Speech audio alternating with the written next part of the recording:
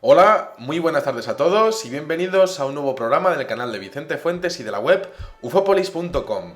Bueno, esto es un programa especial aniversario que viene para el día 24 de julio y que hacemos un año en el canal de YouTube que estáis siguiendo y que, bueno, pues yo la verdad es que estoy encantadísimo con hacer los vídeos que hago y con el feedback que tengo vuestro, que la verdad es que es muy positivo, ¿no? Los comentarios son geniales, aprendo mucho de los emails que me mandáis y bueno, pues la verdad es que muy positivo, estoy tan contento que he decidido hacer un especial de los ovnis más grandes de la historia para celebrar que estoy ya un año con vosotros y bueno, pues qué mejor manera de hacerlo que con 25 mega ufos que realmente merece la pena conocer su caso y de alguna manera vivir lo que les pasó a tantas personas, a tantos testigos que se encontraron con ovnis gigantescos, impresionantes, ovnis que desafían las leyes de la física al respecto de la potencia que sería necesaria para levantar tanto peso, ¿no? Tales artilugios, ¿no? Bueno, vamos a empezar comentando que evidentemente ha habido avistamientos de objetos colosales a lo largo de toda nuestra historia, además con tamaños inmensos, ¿no? Hay una posibilidad que la ufología baraja y es que estén flotando en nuestra atmósfera artefactos similares a las naves nodriza, es decir, lo que serían artilugios diseñados para llevar a otros ovnis de pequeño tamaño en su interior.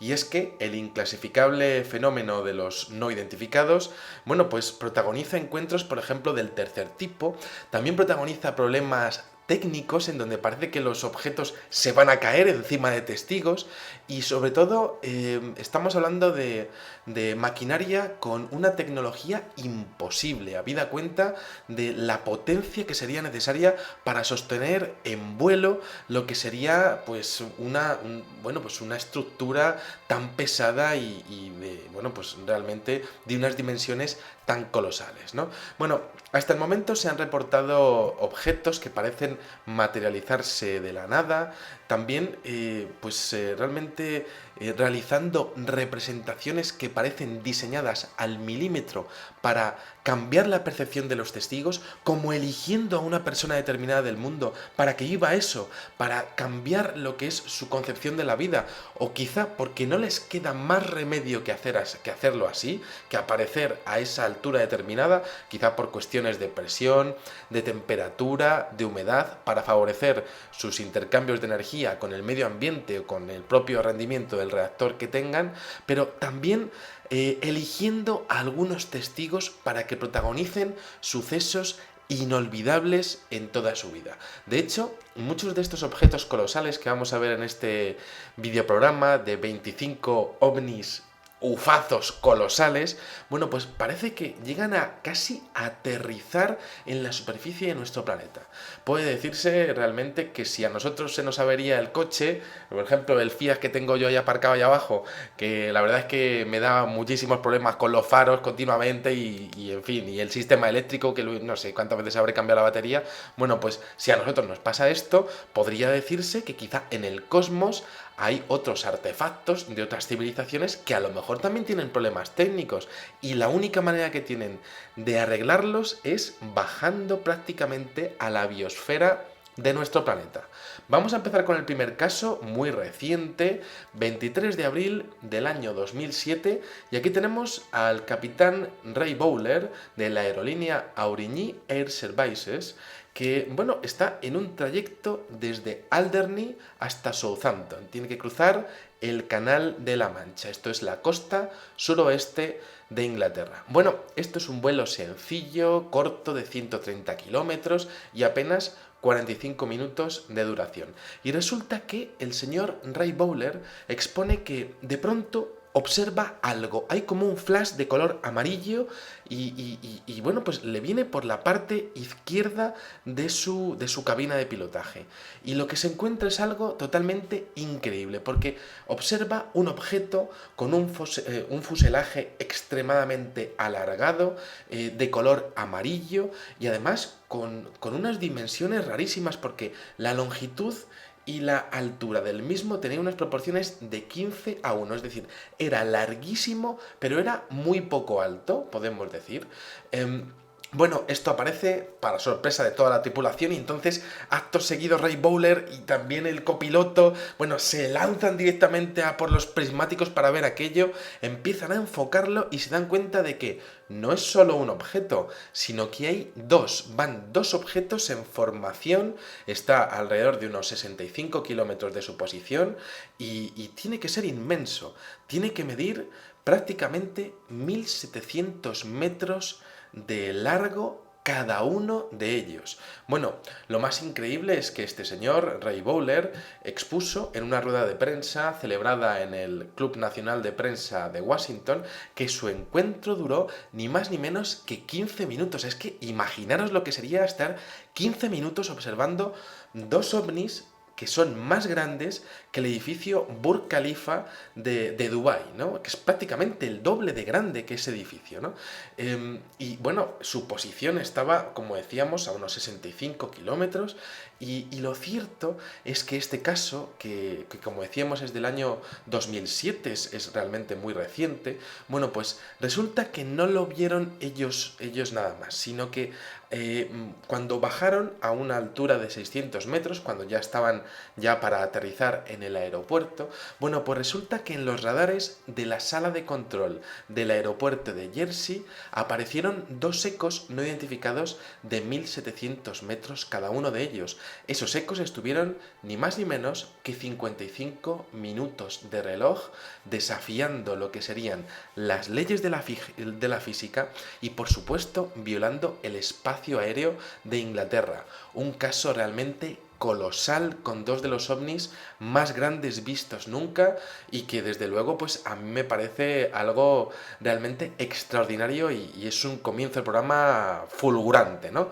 Bueno, vámonos al segundo caso, Luisiana, porque resulta que existe un excepcional testimonio de un avistamiento de un ovni de 260 metros. Para que nos hagamos una idea, pues sería, pues vamos a ver, alrededor de 6 veces la anchura de un campo de fútbol, para que nos hagamos un poco pues la imagen, ¿no?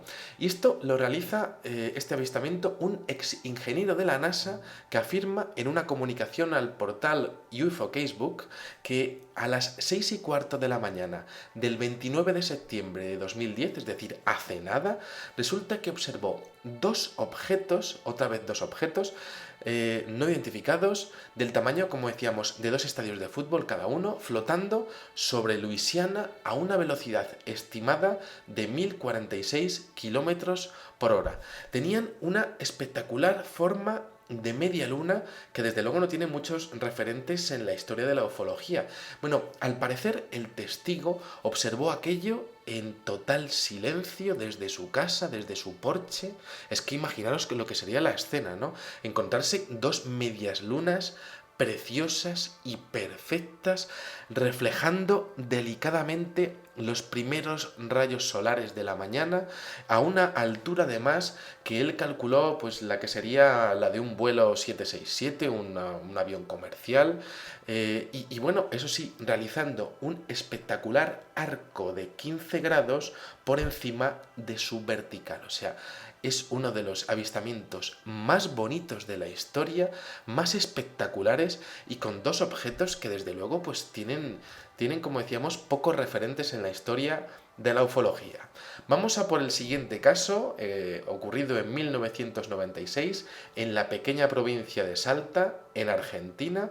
Y bueno, aquí tenemos a un testigo llamado Joaquín González, que, bueno, pues este señor está también en la puerta de su casa observando un impresionante objeto que genera una luz estática de color rojo y diferentes luces intermitentes que están saliendo por la parte inferior. Bueno, Este señor sale a la calle porque hay una serie de interferencias de luz, de electricidad, en toda su casa y de hecho se da cuenta de que pasa en su casa, en la del vecino, en todo el barrio, ¿no? Y esto lo hemos visto muchas veces, el efecto electromagnético que parece afectar a toda una zona cuando uno de estos objetos tan grandes llega a sobrevolar pues lo que sería una barriada bueno, una pequeña parte de una ciudad, ¿no? Bueno, este objeto al parecer medía, según los cálculos que realizó Joaquín González en base a referencias que había en el entorno, mediría 300 metros de largo, es decir, 6 veces la altura de la Estatua de la Libertad. Tenía forma de cilindro y conseguía iluminar grandes extensiones de terreno cuando estaba volando a baja altura. Y esto es algo que a mí me interesa muchísimo, ¿no?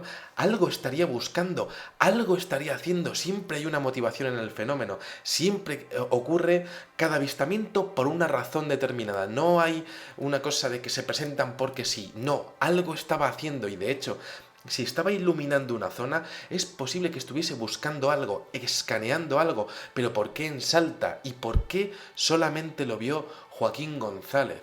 ¿Es que acaso no había suficientes vecinos para verlo en la localidad? No, parece que el fenómeno elige a una persona determinada para que lo vea, lo presencie, lo disfrute y también se aterre. Bueno, este caso me recuerda muchísimo a una fotografía de 1870, uno de estos retroufos que yo suelo publicar en Ufópolis, que es un avistamiento sobre el monte Washington, que es una de las primeras imágenes, si no la primera imagen de un objeto volador no identificado de toda la historia, y que además es muy nerd y es muy freak, o como queráis llamarlo, porque resulta que está realizada con una tecnología estereoscópica, es decir, con las famosas gafas que tenemos rojas y azules, que yo bueno, pues a mí me encanta, la verdad es que de vez en cuando intento hacer algún tipo de experimento con algunos ovnis o con círculos de las cosechas con ellas. Bueno, pues aquella foto de 1870 estaba realizada en base a esa tecnología y resulta que estaban concebidas, por supuesto, para verse con unas lentes especiales, ¿no?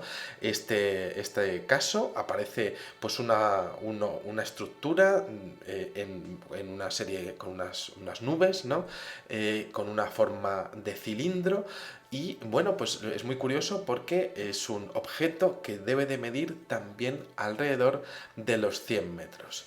Vámonos al caso número 4, el caso Yukon. Es la misma zona de Canadá en donde publicamos aquel vídeo tan impresionante de unos alienígenas, de un encuentro del tipo insectoide, que bueno, pues os recomiendo que veáis ese caso, el caso Yukon, y es que resulta que en esa localidad de Canadá, en 1996, resulta que en el último fin de semana de julio, a las 12 menos 5 de la noche, ocurrió un incidente con un ovni inmenso que me parece increíble y que os voy a relatar ahora mismo, ¿no?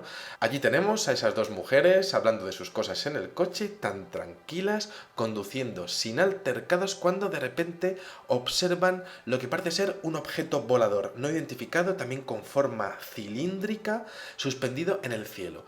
Un extraño espectáculo, dicen las testigos, y esto se lo expusieron a diferentes investigadores, porque resulta que tenía una serie de filas, de ventanas rectangulares, aquello estaba inmóvil en el cielo, y además estaba como flotando con ligera inclinación. Parecía que les estaba esperando. Y entonces hay un momento en el que Sue mira su reloj y se da cuenta de que marca la 1:50 de la mañana del día siguiente, es decir, habían perdido prácticamente 2 horas de su tiempo. Además, tenían un tiempo perdido y es que encima el reloj estaba totalmente parado. ¿Qué había pasado? Y esto había pasado había ocurrido justo en el momento en el que habían visto aquel objeto. Tienen un tiempo perdido de sus vidas. Y entonces, bueno, siguen conduciendo muy extrañadas, entre colinas, caminos serpenteantes, comienzan a sentirse un poco extrañas y aquello sigue en el cielo y de hecho observan como que hay como una especie de enjambre de luces que está muy cerca de la nave y de hecho la nave como que parece que se está acercando hacia ellas y ellas tienen mucho miedo, casi se van agarrando entre ellas para pues prácticamente pues intentar apoyarse, ¿no? Pero siguen conduciendo, observan que ya enfilando la carretera de Quartz Road, ese enjambre de pequeños objetos voladores que están alrededor de ese objeto tan alargado y tan grande, se están reuniendo en la parte frontal del mismo, que además se está empezando a inclinar hacia el suelo, como si tuviese algún tipo de problema técnico. Y entonces aquellas luces nebulosas brillantes, llegan a contar incluso hasta 13 de ellas, bueno, pues como que entran en auxilio de ese gran objeto que era de color verde, lo ven perfectamente en alta definición, son avistamientos vívidos, ¿no? Avistamientos perfectamente, reales, ¿no? Podemos decir, lo veían perfectamente, lo tenían delante de ellas, ¿no? Y entonces lo estaban presenciando todo y aquello parecía un drama de un rescate de diferentes objetos más pequeños a una nave que parecía que se caía, ¿no? Bueno, aquellas mujeres eran testigos de una extrañísima maniobra y entonces van conduciendo en ese momento por una colina empinada hasta que se dan cuenta de que los pequeños objetos van desapareciendo y el objeto más grande pues va recuperando lo que viene siendo su estabilidad, su conformación y su estructura horizontal, ¿no? Su inclinación horizontal. Y entonces hay un momento en el que observan cómo ese gran objeto empieza a inclinarse por detrás de una colina, pero es que tenía que ser inmenso. Y es cuando empiezan a darse cuenta de que lo que tienen delante tiene que tener cientos de metros, ¿no? Porque, de hecho, lo ven tan grande como la montaña que tienen enfrente, ¿no? Pero es que ellas seguían perturbadas por la anomalía temporal que habían tenido. Hemos perdido 2 horas. ¿Qué es lo que está pasando? ¿Por qué nosotras, no? ¿Qué es lo que ocurre, no? Entonces, mientras que van conduciendo, hay un detalle curiosísimo y es que ellas observan una prospección minera a la derecha, lo dejan, ¿no? Y ven a un montón de mineros que están trabajando, ajenos totalmente al espectáculo que tienen delante, ¿no? Y claro, eso es una cosa rarísima porque tendrían que haber estado todos mirándolo, pero no. Era como un fenómeno que solamente podían ver ellas en ese momento, ¿no? Entonces piensan en parar el coche, piensan en bajarse, pero hay un momento en el que Sue tiene miedo, y tiene miedo por su hijo, ¿no? Porque dice, yo he perdido 2 horas de mi tiempo, ¿y qué habrá sido de mi hijo? ¿Y qué es lo que estará ocurriendo en mi casa?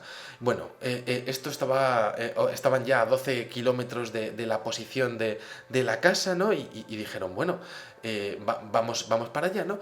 Y mientras que están yendo para allá, observan cómo el gran ovni empieza a hacer una maniobra increíble encajándose entre 2 montañas y desapareciendo pues en una maniobra que era una auténtica locura a nivel aeronáutico, diciendo, pero ¿cómo no se ha empotrado en esas montañas y cómo es posible que no las haya ni rozado, ¿no?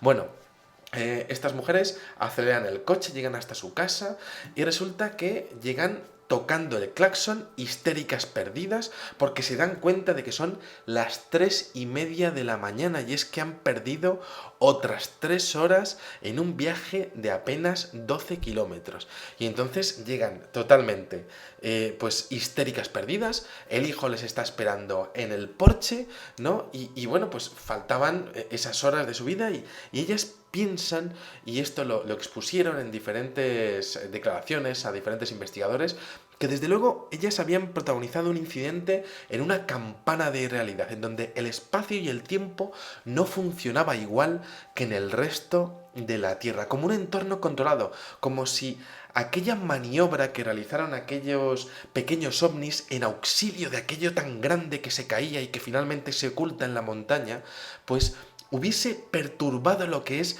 la realidad y bueno, realmente la realidad de aquellas 2 mujeres que estaban bajo el área de influencia de aquella maniobra de salvamento increíble, en este caso Yukon de 1996, ¿no? Bueno, resulta que el día 11 de diciembre de 1996, un mes después, hay otros testigos que exponen que ven otro ovni de alrededor de 1500 metros de largo en la misma zona, apareciendo y desapareciendo, es decir, con una materialización espontánea, ¿no? Que es algo que se ha visto ya en más casos y que casi expone un fenómeno holográfico de todo lo que es el fenómeno ovni, ¿no? Que podríamos exponer que es casi como un fallo en Matrix en algunas ocasiones, o la teoría del interruptor, es decir, le doy al botón, me dejo ver por las causas que sean y le doy otra vez al botón y entonces desaparezco de vuestras vistas, ¿no? Bueno, claro, esto por supuesto nos haría pensar que a lo mejor yo estoy aquí hablando, ¿no? A las 2 de la tarde, hablando en este especial, en una 10ª planta, y lo mismo tengo un platillo volante ahí en la ventana, ¿no? Y yo no lo sé porque es invisible, ¿no? Y lo mismo me está ahí mirando diciendo, a ver qué dices, chaval. Bueno, pues un poco así, ¿no? Este tipo de cosas de los ovnis invisibles, sin ninguna duda, pues exponen un carácter de camuflaje del fenómeno para no ser visto, pero por supuesto para escuchar y ver lo que la inteligencia que estuviese detrás del fenómeno quisiera ver, ¿no? Esa situación de poder por encima del ser humano, ¿no? Bueno, vamos a por el caso Guanica, Puerto Rico, también reciente, 18 de enero del año 2008 a las 10:15 de la noche, y aquí tenemos la parte alta de una región que se llama Vibones, situada en la costa suroeste de Puerto Rico, y aquí tenemos a un testigo que se llama José Martínez, que está en su casa y oye lo que es el vuelo de un avión, pero bueno, tiene que ser muy bajo, un vuelo muy bajo, como si se fuera a estrellar casi un avión en su casa, ¿no? Y entonces, bueno, sale al porche y inmediatamente después observa él, y eso sí, todos los vecinos de la localidad, que por cierto ya han visto más cosas raras en los días anteriores, bueno, observa un enorme objeto con forma clásica de platillo volante, esto es un disco, con cientos de filas, otra vez, de luces rojas alrededor, sobrevolando una colina, ¿no? Y de hecho bajando a la misma, y se pone a muy baja altura, ¿no? Las luces rojas eran tan centelleantes que deslumbraban, que no podían verlo bien, ¿no? Tenían que echarse las manos casi a los ojos porque no podían mirarlo directamente, ¿no? Bueno, entre los testigos, entre aquellos vecinos, hay un matrimonio que se llama Roberto García y su mujer Patricia, que tratan de fotografiar la inmensa estructura, pero que no pueden hacerlo porque su cámara no permite reflejar tantísima luz y, bueno, las condiciones de iluminación eran malas, ¿no?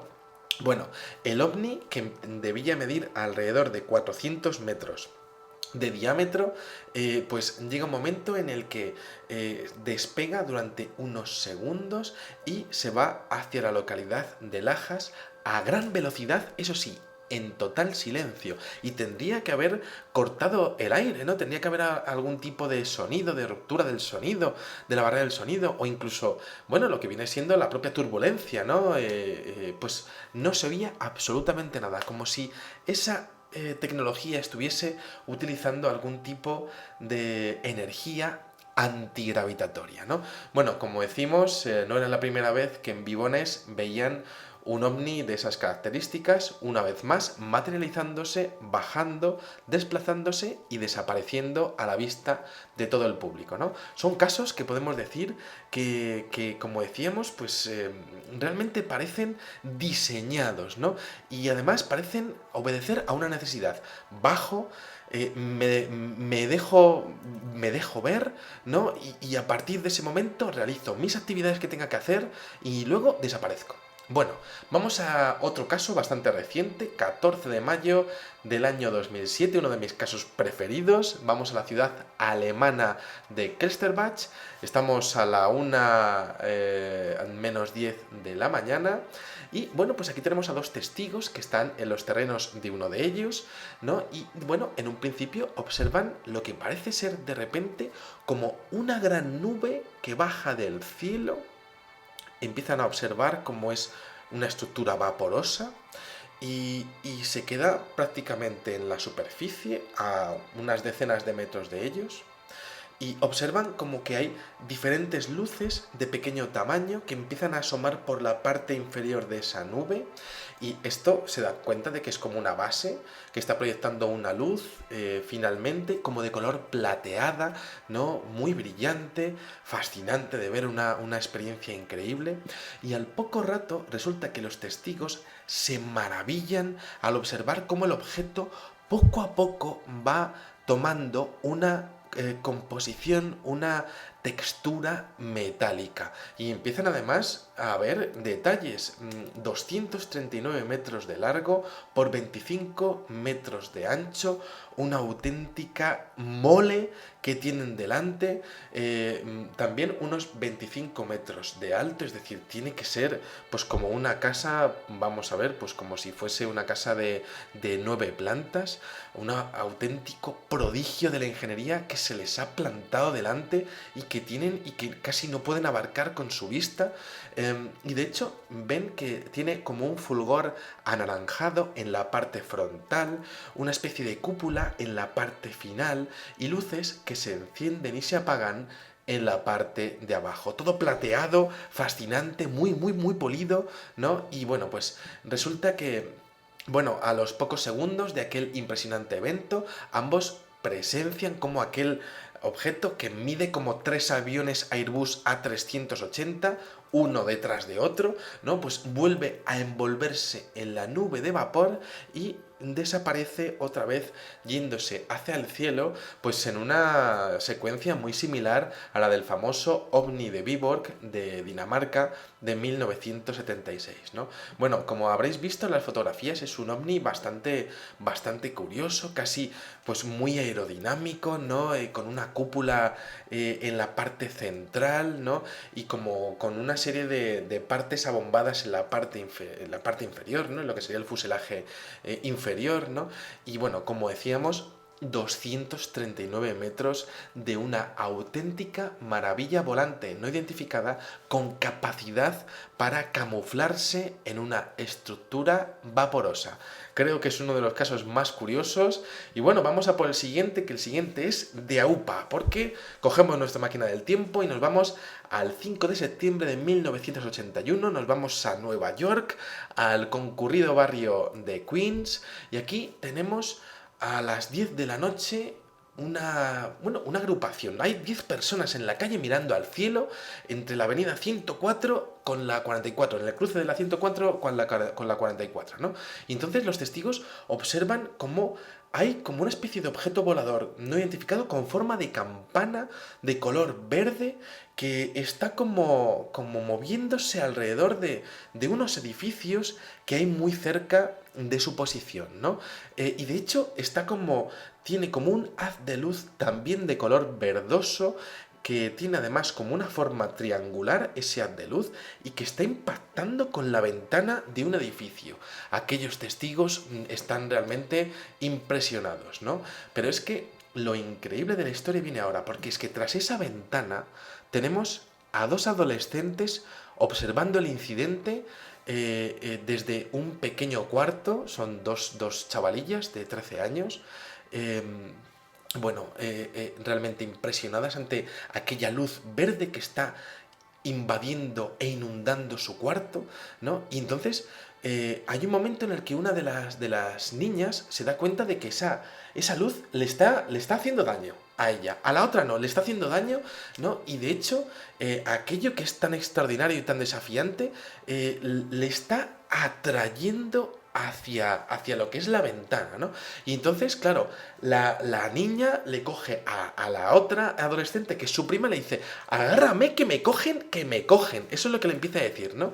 Y bueno, claro, en contra de lo que pudiera pensarse, dada la gran variedad de casos de abducción, bueno, pues parece que el objeto en este caso no controla al 100% la fuerza, ¿no? Y entonces coge la prima y coge a la chica de la cara y la agarra para atrás y la tira para atrás, ¿no? Y entonces, bueno, la chica se queda tendida en el suelo, totalmente ciega durante 2 minutos, ¿no? La prima se pone a gritar, entra la madre, entra el hermano, se encuentran con la escena, ¿no? Y bueno, la madre se pone a socorrer a la hermana, pero el hermano se queda mirando que efectivamente aquel ovni con forma de campana, bueno, pues está ahí, está rondando, algo quería, ¿no? Algo estaba haciendo, algún tipo de actividad estaba haciendo, ¿no? Y de hecho empieza a observar cómo empieza a hacer como una especie de círculo alrededor de lo que es la casa, como si estuviese como rondando, como si quizá estuviesen pensando qué hacer, porque aquello que querían hacer había salido mal o no, había sido un auténtico éxito, porque quizá lo que es la clave de este caso es que a veces el fenómeno ovni es capaz de inculcar algún tipo de pensamiento, algún tipo de sensación, de emoción en los testigos, ¿no? Quizá lo que sería una intervención externa en la psique, ¿no? En el cerebro de las personas, quizá de aquella adolescente o quizá en la otra, ¿no? Que quizá la protagonista sea la amiga, ¿no? Bueno, diferentes testigos observaron aquel impresionante objeto pues acercarse a una torre de alta tensión. Aquí tenemos una vez más, pues como ocurre en el caso de Dionisio Yanca, como una especie de carga de baterías que tenemos en este caso, ¿no? Y bueno, pues esos movimientos de aquel objeto, con esas luces verdes muy brillantes en la punta, luces verdes y amarillas en el borde inferior. Además, decían algunos testigos que había como una especie de ventanas triangulares y de hecho había como un pequeño sonido de bip, bip, ¿no? Bueno, ¿cómo termina esto? Bueno, pues resulta que, acto seguido, resulta que aparece un avión como persiguiendo a ese objeto. Pero decían los testigos que estaban en la calle que ese avión no podía haber despegado del aeropuerto JFK de Nueva York porque realmente estaban despegando en dirección contraria, ¿no? Y que se había presentado demasiado pronto como para, bueno, pues como para saber que estuviese allí, ¿no? Y esto ya lo hemos visto en muchas ocasiones, como si hubiese algún tipo de programa oculto que llega a controlar cada una de las apariciones del fenómeno ovni y que desde luego está preparada para hacer casi un scramble, ¿no? Hacer una aparición, una persecución de este tipo de objetos en el momento en el que ocurren, ¿no? Bueno, pues parece que alguien sabía lo que iba a ocurrir, ¿no? Y bueno, en este caso, cuando este avión llega a iluminar a ese ovni precioso y perfecto con forma de campana, uno de mis preferidos de toda la historia, este ovni, una vez más, efecto interruptor, desaparece. Desaparece y bueno, lo que tenemos básicamente es a esa familia, la familia Colom, ¿no? Pues haciendo una reunión familiar diciendo a ver si llamaban a la policía, al hospital o a los periodistas, ¿no? No quisieron llamar a la policía y parece que la niña se recuperó finalmente de la vista, ¿no? Y llamaron al New Yorker, al diario New Yorker, donde finalmente fue publicada esta impresionante historia, ¿no? Algo quizás hicieron aquellos seres o aquella inteligencia que estaba detrás de la manipulación de aquel objeto en la psique de aquellas dos adolescentes, ¿no? Bueno, sin irnos muy lejos de Nueva York, vamos a por el octavo caso, vamos a la tarde del día 31 de diciembre de ese mismo año, y aquí tenemos en la zona de North Bergen, en Nueva Jersey, resulta que hay un matrimonio, bueno, no es un matrimonio, realmente son pareja, no es un yuppie con una mujer que es artista, ¿no? Y resulta que son Ron Lee y Ninetta Napi. Bueno, pues estos dos señores, esta pareja, este hombre y esta mujer, están en lo alto del edificio Stonehenge. Por cierto, un lugar desde el cual diferentes testigos a lo largo de la historia ya habían expuesto que habían visto fascinantes e increíbles ovnis, bueno, pues prácticamente en las inmediaciones del edificio, ¿no? Como ya lo hemos hablado muchas veces, como si hubiese algún tipo de magnetismo, o hubiese algún tipo de lugares en el mundo en donde es más fácil o el fenómeno ovni tiene mayor afinidad a presentarse allí por las razones que sean, ¿no?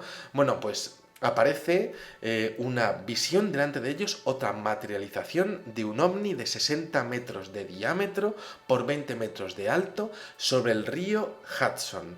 Esa pareja se queda allí mirándolo, parece que son los únicos que se han dado cuenta de eso y realmente son muy pocos minutos porque en 2 minutos de ver aquello que está flotando en ese atardecer del día 31 de diciembre, en esa noche vieja inolvidable de aquella pareja, aparece un F-16 en la costa de Manhattan que finalmente pues comienza a perseguir aquel objeto que directamente se toma alas de Villadiego y se pierde en el horizonte, ¿no? Un caso que tenía que aparecer por las dimensiones de este objeto, ¿no? La campana que veíamos anteriormente medía alrededor de 50 metros, en este caso 60 metros de diámetro, ¿no?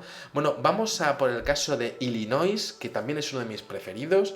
Tenemos en el año 2000 a un señor que observa una especie de triángulo de color negro de 150 metros de largo, pero vaya, es que este objeto también ha sido visto el 29 de marzo de este mismo año 2015 y es una cosa increíble, ¿no? Porque tenemos una noche fría, pero fría vamos, que los pingüinos tenían frío en aquel momento, ¿no? En Illinois. Y aquí tenemos a un hombre que se llama Melvin Knoll, que, bueno, tiene un negocio de minigolf, ¿no? Un curioso negocio de minigolf, y está en casa y le dice a la mujer que está un poco preocupado porque hace tanto frío que lo mismo se le rompe alguno de los motorcillos que tiene en el minigolf, o bueno, pues está preocupado por el estado de sus instalaciones y dice, mira, me voy a coger el camión, me voy para allá y me quedo tranquilo, ¿no? Va para allá y de repente cuando deja el camión observa una luz al noroeste muy brillante, ¿no? Y dice, pues una estrella muy brillante. Pues mira, pues ahí está, en el horizonte, pues qué bien, ¿no? Entonces se va a revisar todo lo de su negocio y de repente, cuando ya se va a meter otra vez en el camión helado de frío, el camión lo deja encendido, observa cómo la estrella empieza como a venir hacia él, pero vamos, que viene a toda velocidad hacia él, ¿no? Y claro, este señor se queda ahí, pues como, bueno, impresionado ante lo que tiene delante, ¿no? Y entonces, cuando se va acercando más y aún más, se da cuenta de que tiene la altura de un edificio de 2 pisos, pero es que tiene las dimensiones de un campo de fútbol. Tiene unas dimensiones prácticamente, como decíamos, de unos 150-160 metros. Bueno, Melvin rápidamente no pasa por casa, se va a la policía local de Highland y bueno, pues informa todo aquello, ¿no? Y de hecho dice que aquello se está moviendo en dirección suroeste. Y entonces en la policía se lo toman en serio y entonces llaman al condado de St. Clair y entonces emiten un comunicado por radio de que un señor ha visto un artefacto de esas dimensiones impresionantes, un triángulo de color negro con una luz además roja en el centro, muy similar además a lo que se vio en la oleada de Bélgica de 1990, ¿no? En esos avistamientos militares, ¿no? Que finalmente fueron bastante silenciados por parte de la prensa generalista, podemos decir, ¿no? Y bueno, pues aproximadamente a las 4:10 de la mañana hay un oficial de la localidad de Libanon que resulta que había recibido ya el aviso por radio y efectivamente empieza a observar dos luces en el horizonte que se juntan y de repente se transforman en una. Bueno, ese señor ya se queda allí mirándolo y extrañado, ¿no? Y de repente observa exactamente lo mismo.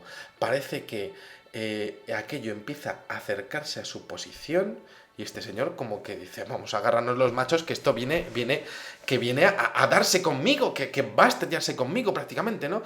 Y observa a una altitud de unos 300 metros que se para delante de él y es ese mismo triángulo de color negro, inmenso de grande, con unos movimientos imposibles y emitiendo un leve zumbido que le pone la carne de gallina. Bueno, este hombre, ¿qué es lo que hace? Pues vamos a ver, ¿qué es lo que haríamos todos? Sacar una cámara, pero era el año, estábamos hablando de que es un incidente que ocurre en el año 2000 en Illinois y este señor no tiene un móvil con cámara, pero tiene una Polaroid y entonces la saca y entonces saca una foto, pero ¿qué creéis que pasa? Pues que hace tanto frío que la Polaroid se queda enganchada y la fotografía se queda velada y este hombre maldice a todos los dioses habidos y por haber porque dice, joder, es que para una vez que me pasa esto y se me jode la cámara, ¿no? Pues eso es lo que le pasa a este señor, ¿no? Bueno, pues ahí tenemos el caso de estos avistamientos de Illinois que como decíamos fueron otra vez, se han podido ver otra vez este mismo año 2015 cerca del río Mississippi, el mismo objeto. Vamos a por el caso número 10, Warwickshire, otro de mis preferidos, impresionante. Tenemos el día 31 de marzo de 1999, Colin Saunders, este señor es ingeniero eléctrico, 30 años de experiencia en diseño de motores, alas y cabinas de piloto, en empresas como Airbus, señor que ha trabajado en el diseño del A300, del A310, en la compañía de coches de Saab, que también se dedica al tema de aviones, bueno, un protagonista de un incidente que desde el punto de vista de ingeniería es uno de las personas que mejor puede decir lo que está ocurriendo y lo que es realmente pues un avistamiento de un objeto no identificado no manufacturado por los seres humanos, ¿no? Bueno, pues resulta que este señor había salido a comer con su mujer y con una pareja a la campiña de Warwickshire, a Inglaterra, y bueno, pues todo eso, la tarde va bien, se quedan a cenar también por allí y aproximadamente a las 9:30 dejan el lugar donde están, que es un local que se llama White Lion, y se dirigen para casa. Entonces giran en la carretera de Foss, cerca del pueblo de Monks Kirby, y resulta que observan unas inquietantes luces cerca de su posición, ¿no? Y otra vez, la misma casuística, se acercan poco a poco y se quedan a 30 metros de su posición, ¿no? Y entonces se dan cuenta este señor que son como 4 luces en fila y de hecho se da cuenta de que están como inclinadas, otro objeto que parece que está como con problemas técnicos, ¿no? Que están inclinadas como 25 grados, ¿no? Entonces, en ese momento, Colin Saunders se da cuenta de que hay otra pequeña luz, una quinta luz, que está en la parte izquierda del objeto, ¿no? Y también se da cuenta de que hay como unas luces con forma de X y que están haciendo un encendido, apagado, encendido, apagado. Y eso, claro, como que le llama más la atención, dice, bueno, pero ¿y esto? ¿Esto qué es, no? Entonces, hay un momento en el que este señor se empieza a dar cuenta de que otra vez, igual que en el caso de Alemania, esto está empezando a tomar forma. Y esto es algo que se está inclinando cada vez más, que parece que se va a estrellar. De hecho, hay un momento en el que dice que es tan grande la forma que está pillando que como sigue inclinándose va a acabar tocando el suelo, se va a estrellar, ¿no? Y además, de hecho, se va a estrellar y va a tumbarse encima de ellos, tan cerca estaban de aquel objeto, ¿no? Bueno, pues resulta que empiezan a observar lo que era la superficie y tenemos una de las descripciones más increíbles de la historia del fenómeno, porque dice que la parte de arriba, y era como una especie de triángulo, ¿no? Pues tiene como un líquido como con forma de mercurio, como esa textura del mercurio, y también tiene como olas que están recorriendo todo el fuselaje, ¿no? Y lo ve perfectamente desde su posición, y también observa como un diseño laberíntico de unos canales por donde parecen discurrir esos ríos o esa corriente de ese metal líquido de mercurio que parece ser el fuselaje externo de ese objeto que tiene que medir alrededor de 225 metros de largo, algo realmente impresionante. Bueno, hay un momento en el que observan esos laberintos perfectamente, sobre todo Colin Saunders, que es el que mejor lo ve desde su posición, ¿no? Y se quiere acercar a este hombre, se quiere bajar del coche y los del... No te bajes, no te bajes, que nos acercamos, pero no te bajes, ¿no? Entonces van a dar una vuelta, ¿no? Y bueno, andando la vuelta pierden un poco la perspectiva del objeto, ¿no? Y ya observan cómo realmente, bueno, pues el ovni llega a desmaterializarse otra vez delante de ellos, desapareciendo ante los ojos incrédulos y bueno, pues ante una visión increíble de aquellas 4 personas, sobre todo de este señor que lo explica con pelos y señales y que tiene además unos diseños al respecto de lo que vio que son de lo más increíble de la historia de la ufología. Vamos a por el caso número 11. Y nos vamos a por uno de nuestros retroufos, 15 de mayo de 1879, buque Vulture, y esto aparece en el libro de los condenados de Charles Fort, que recomiendo su lectura, ¿no? Y aquí tenemos a 26 grados y 26 minutos de latitud norte, 53 grados y 11 minutos en longitud este, aquí tenemos a este buque de la Armada Real Inglesa, y aquí tenemos al comandante J.E. Pringle, inquieto, muy inquieto, mirando al horizonte, porque resulta que ha habido unos marineros que le han dicho que han visto unas luces, y no puede ser posible, luces submarinas, no puede ser, quizá un artefacto, un artilugio francés, estaban en guerra con ellos, hay que estar atento, ¿no? Entonces, a los pocos minutos, una serie de ondas y pulsaciones comienzan a aparecer alrededor del barco, una serie de ondas con luces. Y entonces de repente observan tanto Pringle como toda su tripulación cómo emergen 2 ruedas de más de 40 metros de diámetro que estaban girando a la vez y flotando ingrávidas alrededor del casco de su barco. Y claro, ellos empiezan a observar cómo el giro que tenían aquellas ruedas, pues era, ellos iban avanzando realmente, ¿no? Su buque, bueno, pues esas ruedas iban moviéndose y también iban calculando la velocidad que tenía ese barco para ir como siguiéndolos, ¿no? Y eso es lo que más me interesa a mí de este caso, ¿no? Que ocurre además a unos 135 kilómetros por hora en las aguas del Golfo Pérsico, y como que aquellas ruedas emergen y se ponen a seguirles, pero algo estarían haciendo. Yo siempre lo he dicho, ¿no? Algún tipo de estudio, algún tipo de carga electrostática, algún tipo de estudio sociológico, ¿no? Quizá observando las reacciones, quizá midiendo cientos de miles de parámetros biomédicos de cada uno de los testigos, quizá su sangre incluso, ¿no? A mí siempre me ha parecido que este tipo de incidentes exponen un control de la situación y quizá un estudio detallado de algún componente de interés del barco. Quizá alguno de los marineros tenía una genética especial e interesante para la inteligencia que está detrás de ese fenómeno ovni, detrás de esas ruedas increíbles, ¿no? Bueno, un incidente que dejó boquiabierta a toda una tropa militar, ¿no? 70 años antes de que ocurriese lo de Roswell, ¿no? Vámonos con otro retro UFO, 1883, creo que es pues una de las primeras fotografías de ovnis en el espacio, yo creo que la primera, ¿no? Vamos al observatorio de Zacatecas, en México, y aquí tenemos a un astrónomo llamado José Bonilla, que no se puede creer lo que está viendo con su telescopio, porque está viendo como una serie de manchas que están pasando cerca de lo que es la corona solar, ¿no? Y bueno, él calcula una distancia de unos 310.000 kilómetros, no mucho más de la distancia entre la Tierra y la Luna, ¿no? Y bueno, se tira allí observando 30 horas de observación y observa ni más ni menos que 447 objetos registrados que están siguiendo un patrón inteligente en pequeños grupos, teniendo en cuenta además que cada uno de los objetos debía medir cientos de metros de diámetro.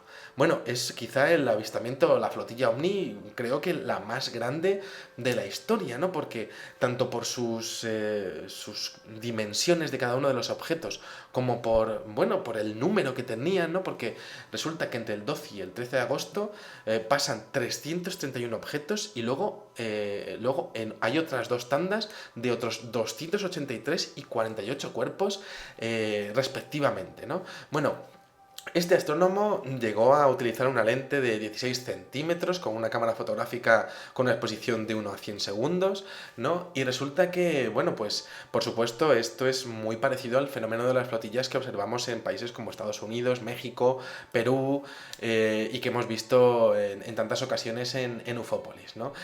Bueno, esto realmente fue mandado a diferentes observatorios, ¿no? Y de hecho hay una publicación que se llama Le Astronomie, que es francesa, donde estaban los principales descubrimientos astronómicos de aquellos momentos, y resulta que recibe la información con escepticismo, pero al observar las fotografías, ¿no? Y la pericia con la que este señor había realizado las tomas fotográficas, bueno, pues se dan cuenta de que es uno de los mayores descubrimientos astronómicos de la historia, y de hecho lo incluyen en lo que sería en la página número 347 del volumen de descubrimientos internacionales de aquel año 1885. Bueno, vámonos al suceso del SS Siberian, ocurrido el día 12 de noviembre de 1887, aguas jurisdiccionales de Canadá, y aquí tenemos a un barco también en alta mar, en donde, bueno, pues toda la tripulación otra vez vuelve a observar una inmensa esfera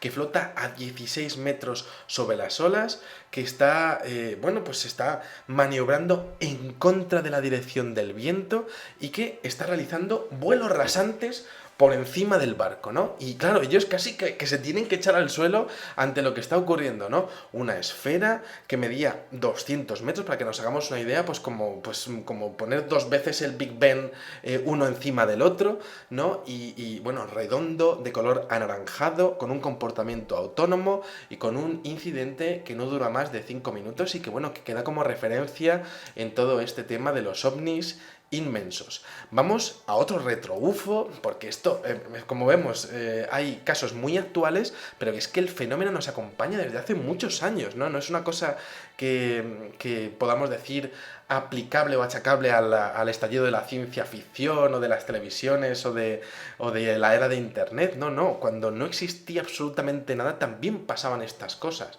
¿no? Entonces, bueno, vámonos a un caso que aparece en el catálogo de Pasaporte a Magonia de Jacques Vallée.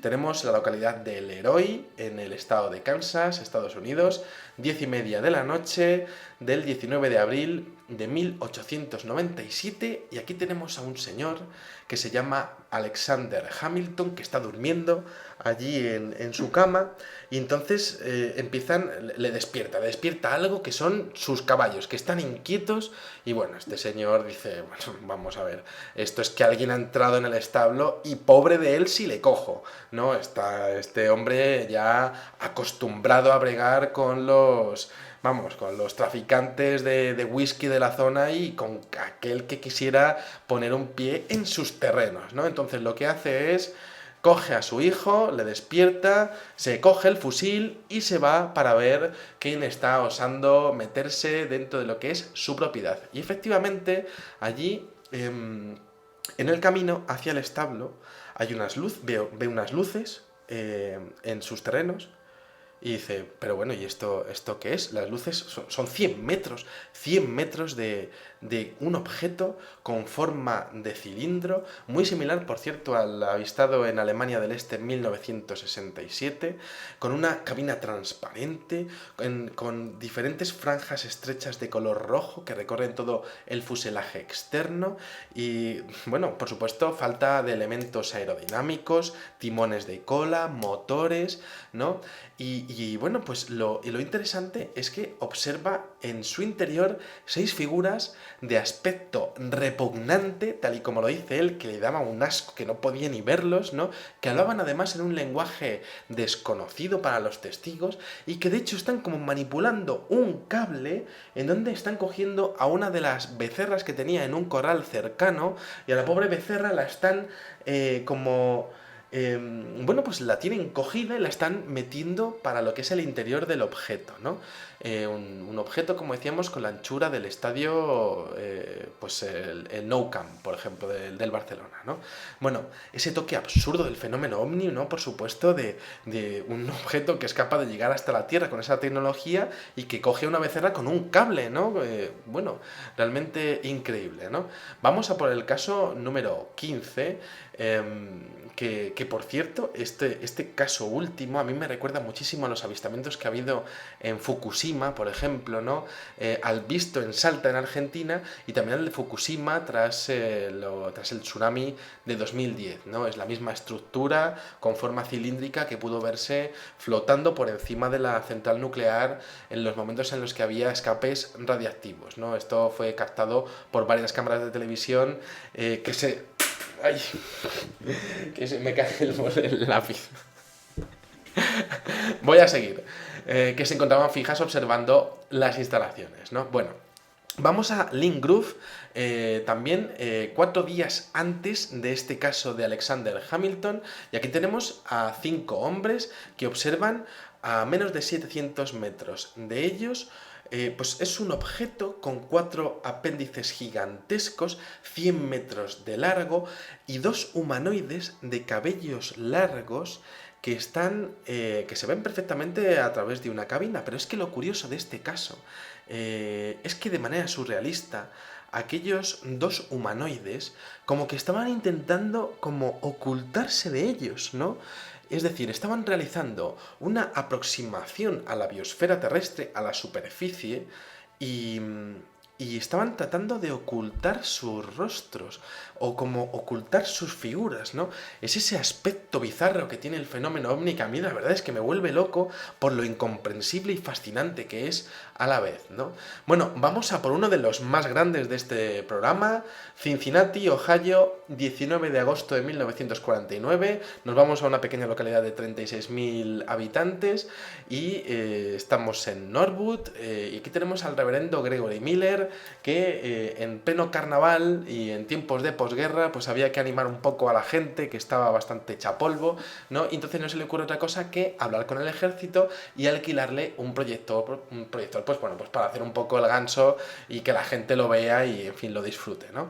Entonces, efectivamente, lo alquila, se lleva bien el ejército con la iglesia en esa localidad tan pequeña de Estados Unidos, y bueno, pues resulta que se presenta allí Donald R. Berger, deciden encender el artefacto y hay un momento en el que de repente hay algo que tapa el foco del artefacto y es un disco que tiene 3.000 metros de diámetro, uno de los más grandes de la historia, y que, bueno, pues se está haciendo diferentes maniobras, un movimiento como bamboleante, ¿no? Podríamos decir, como ondulatorio, ¿no? De hecho, hasta el 10 de marzo de 1950 llegan a registrar más de 20 avistamientos entre los 3.000 y los 8.000 metros, y resulta que Leonard Stringfields, editor de la revista Orbit Magazine, bueno, pues sigue todos estos descubrimientos, ¿no? Como una auténtica gran noticia periodística, ¿no? Y expone un detalle curiosísimo, que es que cada vez que se producía un avistamiento, había un telex oficial, una comunicación oficial a lo que era la base, a lo que sigue siendo y es hoy, la base de Wright-Patterson, en donde estuvimos estudiando en diferentes ocasiones que existe una instalación llamada Hangar 18 relacionada con todo lo que sería el control y la recuperación de ovnis estrellados, ¿no? Es posible que aquel avistamiento de un ovni de 3.000 metros, pues evidentemente fuese de total interés del lugar al que iban los ovnis estrellados en aquel momento, ¿no? Bueno, pues es un caso interesantísimo y vamos a por el mega ovni de Manchester, que es una cosa que me parece lo más de lo más. Vamos al 6 de enero de 1995, un avión Boeing 737 de la British Airways, ¿no? Que aquí tenemos un piloto que describe un titánico objeto volador no identificado de color gris a 1.300 metros de altitud, muy bajo, que está, además este señor está como aterrizando, realizando una maniobra de aproximación al aeropuerto de Manchester y observa como un gran flash de luz, una gran luz a través de las ventanas y dice que, bueno, esto se está desplazando del lado derecho al lado izquierdo, es decir, se mueve a toda velocidad y es de grande como 20 veces un estadio de fútbol. Creo que es el ovni más grande de los que se han podido ver en la Tierra, más de 3.100 metros de diámetro, además con una forma rarísima, con una especie de ondas en lo que sería su fuselaje externo.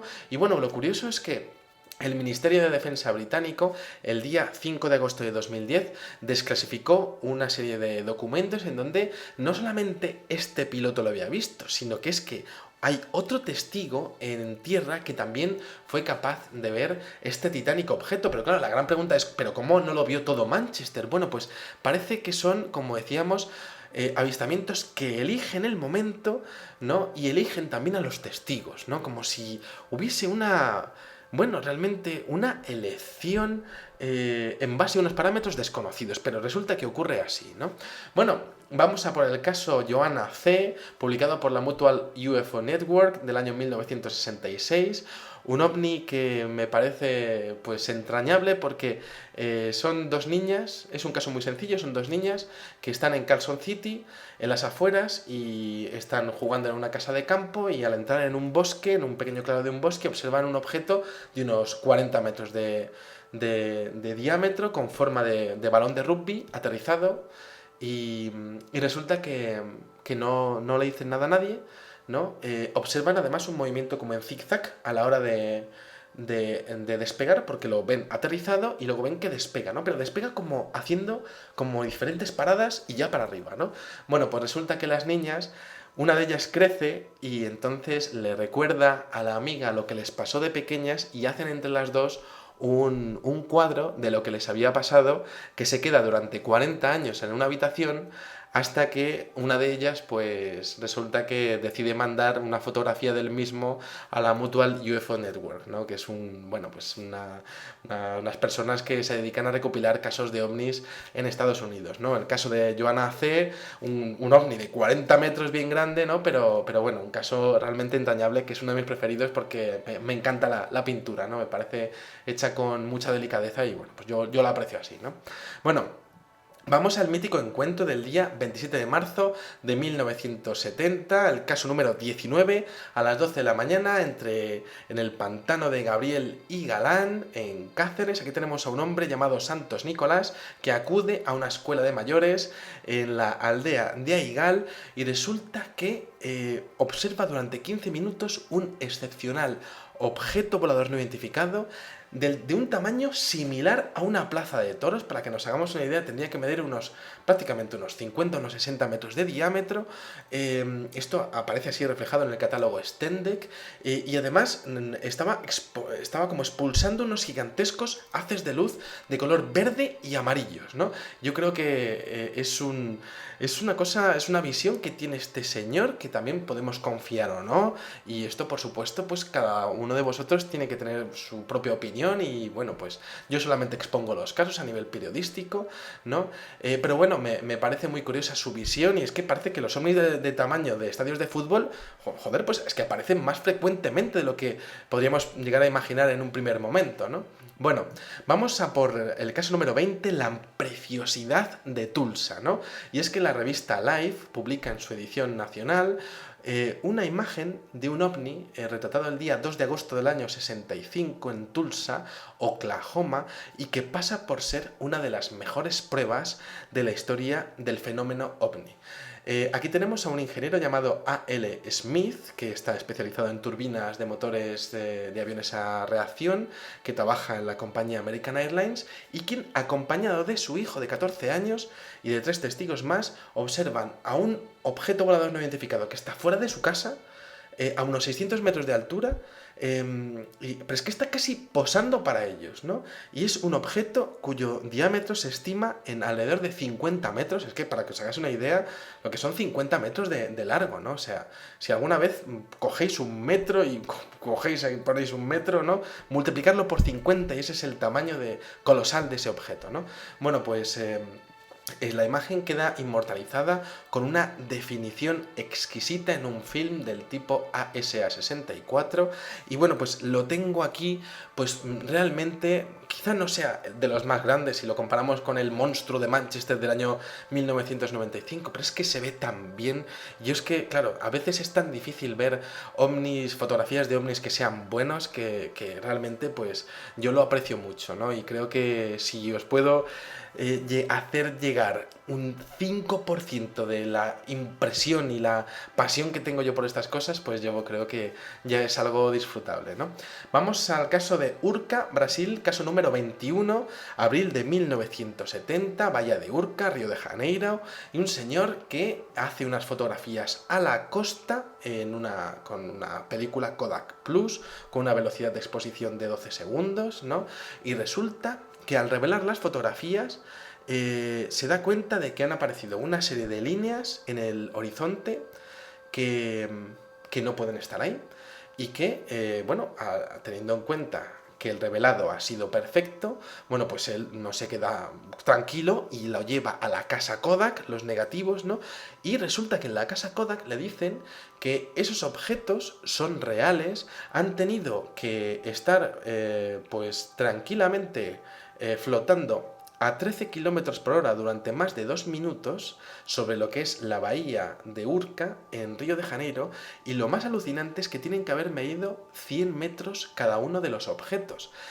Claro, esto es fascinante porque, vaya, parece que son ovnis que en ese caso eran gigantescos e invisibles, y que estaban allí tranquilamente a 13 kilómetros por hora, pues como dándose un pequeño paseíto, ¿no? Quizá observando algo, quizá porque les interesaba algo, pero ¿por qué más de un objeto? Quizá para dar apoyo al otro, ¿no? Bueno, pues este tipo de casos que son realmente increíbles y que, bueno, pues yo os lo presento porque me parece algo realmente excepcional, ¿no? Y vamos a por otro ovni excepcional, el ovni con forma de helado de fresa, que llamo yo, ¿no? Visto en Maniwaki, Canadá, en otoño de 1972, 21 metros de alto por 25 de ancho, unas curiosas esferas en el fuselaje exterior como con forma de anillo y unas proporciones similares a lo que sería una peonza, ¿no? Como las que tiraba yo en el colegio de pequeño, que me encantaba, y le ponía chinchetas, ¿no? Y la verdad es que me lo pasaba muy bien, le daba a las otras peonzas de los otros chavales, ¿no? Y bueno, pues muy similar a lo visto en México en el año 73 y a las peonzas flotantes de Ipamari en Brasil y Mesa, Arizona, ambas del año 72. Son avistamientos que son muy similares, pero este de Maniwaki de Canadá pues quizás sea y tenía que estar en este especial de ovnis gigantes porque esos 25 metros de ancho, es que es más ancho que alto, ¿no? Pues y esa extrañísima forma pues siempre me ha llamado la atención, ¿no? Existe una fotografía que fue enviada a diferentes diarios de una persona desconocida y ha habido muchos investigadores que han estado estudiando este tipo de esta foto, ¿no? Y han expuesto que no hay ningún tipo de fallo y de que no puede ser un fotomontaje, ¿no? Ahí estará siempre ese misterio, como misterio es el de las increíbles fotografías de Mark Coltrane del día 19 de abril del año 78, caso número 23, afueras de Colfax, Wisconsin. Y aquí tenemos a unas tomas que sorprenden por su claridad y su calidad, ¿no? Un pulido disco de 50 metros de diámetro reflejando la luz del sol, ¿no? Que es que a mí me vuelven locos esos detalles, ¿no? En el cielo, tras haberse acercado a aquel testigo que estaba pues comiendo un poquillo y estaba ahí pues descansando un poco de su jornada laboral, ¿no? Solamente ante él baja, se acerca, se deja fotografiar y se pira. Una vez más, el absurdo del fenómeno ovni, ¿no? Bueno, hubo distorsiones en la señal de radio y bueno, es un caso excepcional, ¿no? Vámonos al caso número 24, 1956, que bueno, un caso que expone a las claras la importancia que tiene este tipo de sucesos por parte del gobierno de los Estados Unidos y sin ninguna duda, pues la tecnología de la que hacen gala estos objetos, ¿no? Porque tenemos al capitán James Taylor, que se encuentra sobre el océano Atlántico a bordo de un avión R-7V2, van hacia la base aérea de Patuxent, en Maryland, van a una altura de 7.000 metros, noche fría, clara, visibilidad perfecta y de repente el capitán James Taylor observa abajo de una manera muy similar al caso de las luces que observábamos hace casi ya un año, ¿no? En este especial de ovnis inmensos, ¿no? Bueno, pues hace casi un año también hacíamos un vídeo sobre un piloto que también observa unas luces en el Pacífico. Bueno, pues en este caso es un avión militar en el Atlántico, unas luces rojas en el agua, ¿no? Y de hecho también muy similares a las vistas en la carretera de Connecticut en el año 1985. Y resulta que, bueno, Taylor se queda observando aquello y dice, no, esto no puede ser, he hecho este trayecto más de 200 veces y esto es imposible que esté aquí, pero ahí estaba. Y resulta que empiezan a observarlo y esto empieza a ascender y entonces ven que de hecho va directamente hacia su trayectoria, va deprisa, va hacia ellos y casi, bueno, pues tapándose los ojos algunos de ellos, ¿no? Y el capitán agarrando como puede lo que es bueno, pues el volante del avión, ¿no? Resulta que esperando ya el inminente choque, bueno, pues aquel inmenso y colosal objeto, pues resulta que hace una maniobra para esquivarles de una manera increíble, se quedan pues a unos centímetros de ellos, ¿no? Y se quedan como suspendidos en el aire durante unos segundos y hay un momento en el que, bueno, pues aquel ovni de 150 metros de diámetro, discoidal y también con luces rojas, bueno, pues se acaba perdiendo directamente en el espacio, ¿no? La velocidad a la que, bueno, calcularon la salida de aquel disco fue de 3.714 kilómetros por hora.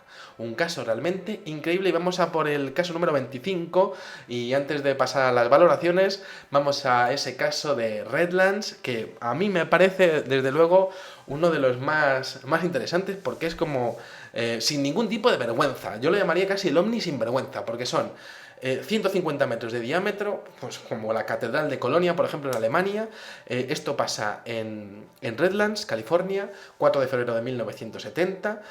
Un atronador zumbido, toda la ciudad y un objeto a 900 metros de altura. Aquí lo ven más de 200 testigos en este caso, ¿no?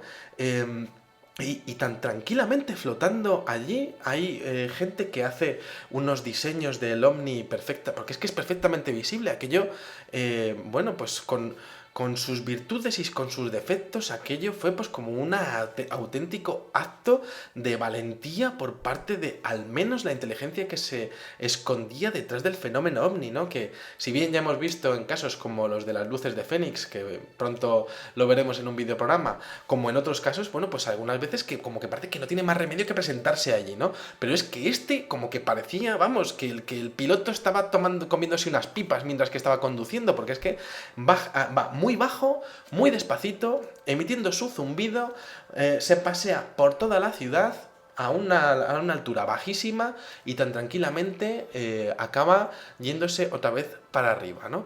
Bueno, aquí tenemos el maravilloso fenómeno OVNI con sus problemas técnicos, con sus dimensiones imposibles, con sus virtudes, con sus defectos, con los testimonios, los protagonistas, ¿no? Y bueno, mis preferidos, por supuesto, el de Alderney, el que veíamos al principio del todo, un ovni amarillo, ¿no? Que son dos, de hecho, 1900 metros, ¿no?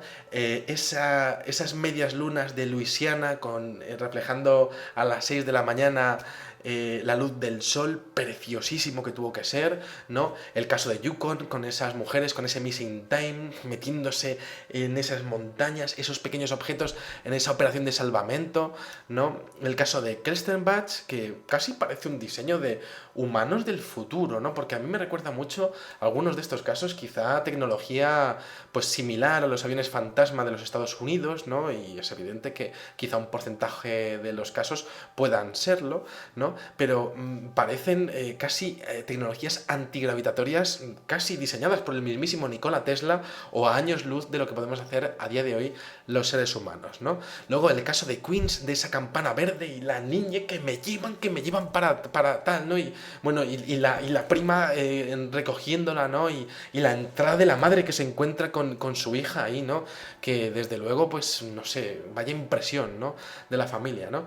El caso de Nordbergen, de esa pareja que ve la persecución de un F-16 en el misterioso edificio Stonehenge, que si alguna vez me voy a Nueva York, pues evidentemente me tendré que pasar por allí a tomarme algo, ¿no? Bueno, luego tenemos ese caso de Illinois del año 2000, ¿no? Con ese policía con la Polaroid atascada, ¿no? Que siempre esa casualidad, ¿no? Bueno, que aparece en el fenómeno OVNI, ¿no? El caso de Warwickshire con ese OVNI con mercurio, con ese metal líquido impresionante el diseño, ¿no?